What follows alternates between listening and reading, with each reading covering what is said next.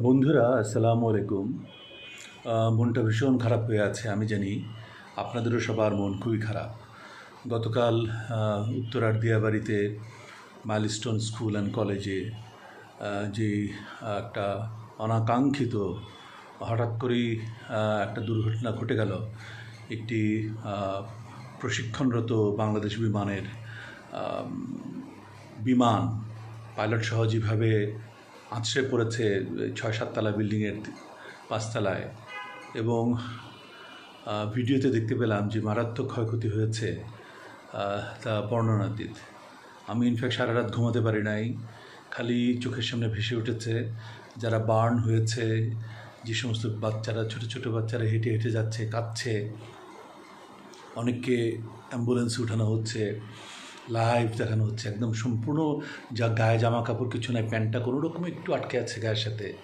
একটা ছেলে দেখলাম হাঁটছে। আমার বুকটা একদম ভেঙে গেছে, অসম্ভব কষ্ট পেয়েছি। একই সাথে আমার মেজো বোন হাসপাতালে ভর্তি, ওরও পাটা ভেঙে গেছে। সব কিছু মিলিয়ে মনটা খারাপ, আমার শরীরটাও ভালো না। তো যাই হোক, যারা উত্তরার গতকালকের মাইলস্টোন স্কুল অ্যান্ড কলেজের এই দুর্ঘটনায় যারা আহত নিহত হয়েছে, যারা নিহত হয়েছেন তাদের আত্মার মাগফিরাত কামনা করছি। তাদের শোক সন্তপ্ত পরিবার যেন এই শোক বহন করার শক্তি পান, আল্লাহ তাআলা যেন সেই ক্ষমতা তাদের দেন। আর যারা আহত হয়ে আছেন, আমি যারা বার্ন, যারা ডাক্তার তারা জানে, আমি ডাক্তার হিসেবে বলছি, বার্ন একটা খুব ভেরি ভেরি পেইনফুল এবং মারাত্মক প্রবলেম। আমি তাদের সবার আশু সুস্থতা কামনা করছি। তারা যেন সম্পূর্ণভাবে খুব তাড়াতাড়ি সুস্থ হয়ে ওঠে, সেই দোয়া করছি আল্লাহর কাছে।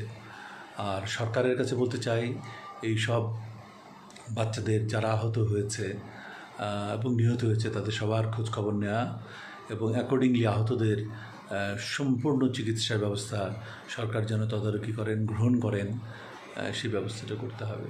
যারা নিহত হয়েছে তাদের তো সরকার দেখতেই হবে তাদেরকে। তো আমি চাঁদপুর ২ অর্থাৎ মতলব উত্তর দক্ষিণ থেকে